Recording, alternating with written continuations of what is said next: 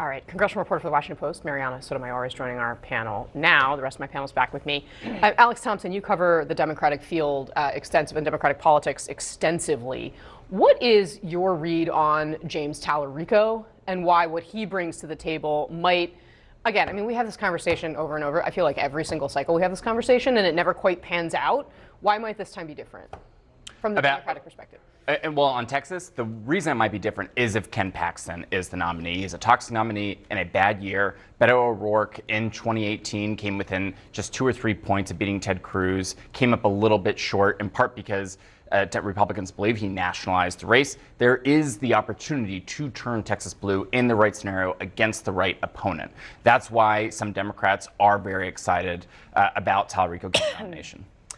Congressman, what's your read on this? Every Democratic donor in the country should send their money to Tallarico. They should do it today. They need to do it right now. They're actually already doing it. So this you don't have is to the worry. high water mark.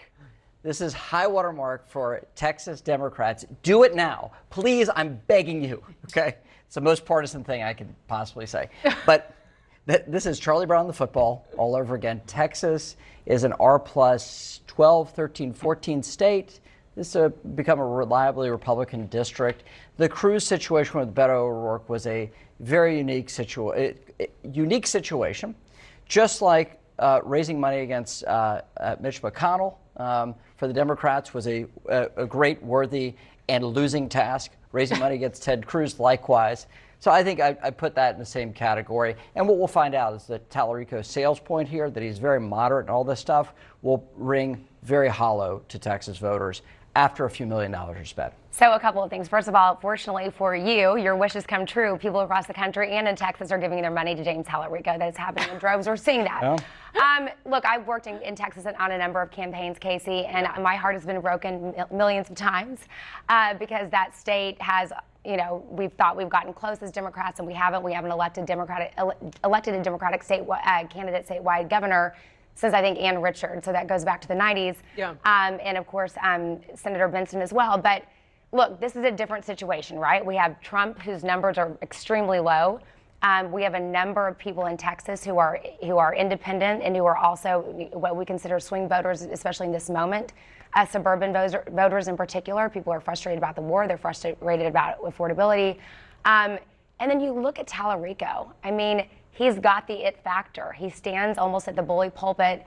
He can talk about religion and faith in a way that most other Democrats can't.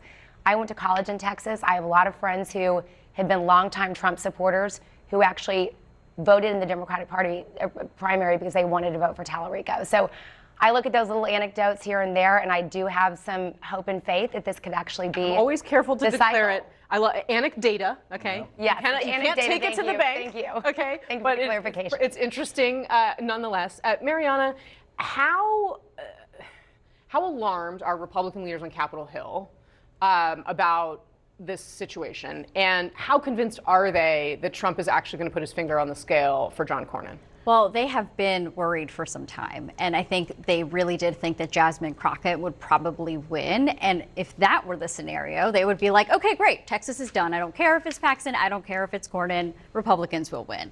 As of last night, there were freakouts. That's what I was hearing from some Republicans on the Hill, and leadership was pretty clear, like, hey, we need Cornyn to be the guy. We need Trump to put his finger on the scale, and he's teased that he might do that. And the reason why is because really Cornyn can beat Tallarico.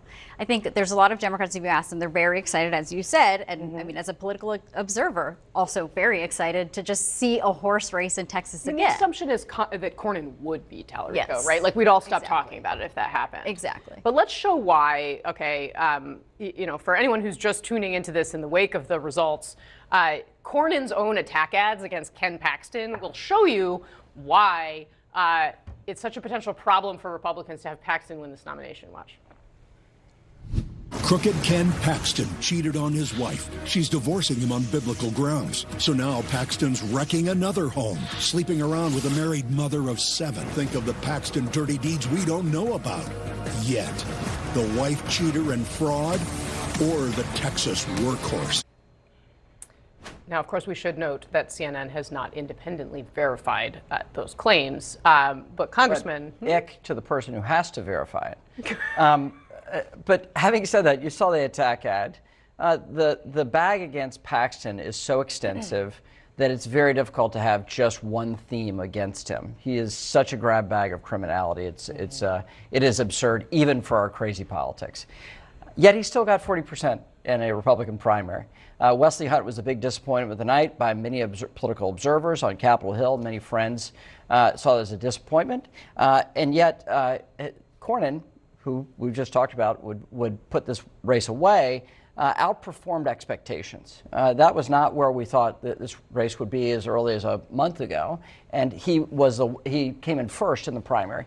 Still a dogfight, and without Trump weighing in, it is going to be a very, very nasty runoff for the Senate Republican nomination. Well, Cornyn had to spend a lot more money even to get there, and he only outperformed Paxton by a point. And there's a reason why Republican leaders are seizing on the Tallarico win today. It's because they are using the idea that you could lose Texas to try to sway Trump to finally back Cornyn. The fact is that Trump has not backed Cornyn in part because Paxton was the lead state attorney general fighting the 2020 election results. And that is the key to all of this. As we can hear when Trump talks often, the 2020 election is his key grievance, and that's why he has not endorsed in this race. Well, can I also say, Kasie, I mean, you mentioned that Cornyn has spent a lot of his own money in this race, but so is the National Republican Senatorial Campaign Committee, and they are spending money in Texas to defend an incumbent that Donald Trump won't endorse. And they're not spending that money in other places. So it's a dangerous situation for Republicans at large. If Trump endorses Paxton for the reasons that Alex says, how much money does the NRSC have to spend defending the Texas seat? I think it's... I disagree. Well, you asked my prediction. Your prediction is it should be a Republican sink, right? We should go sink a bunch of money into it. Look, I do welcome Democrats playing hard in Texas. It's one of the most expensive places on the planet to go win an election. So come on in. The water's fine. It's a complicated Senate map, but favorable to Republicans. And the House map is also favorable to Republicans, but for the environment, which is overwhelming what are mostly Republican districts if they get back to a presidential norm of the last presidential election. Can I add to that point? I mean, redistricting was a major gamble for Republicans, and if we saw, I know primary nights are different than general election nights, but something to look past even the runoff. I mean, Democratic turnout was insane. Usually Republican turnout in Texas is higher than Democrat. That was the opposite last night. Also, the bet that the White House was making and saying, oh my God, Latino voters, we won them in 2024. They are going to come out in droves the same way in the midterms. It's not going to happen. I mean, we saw those numbers last night. And if anything, it's more that base is depressed. They're not really turning out in the same numbers. And they did turn out slightly more for Democrats. Really interesting. So we'll see. All right, Mariana Sotomayor, thank you for joining our panel. Come back soon. All right, the rest of our panel is going to stand by. Coming up next.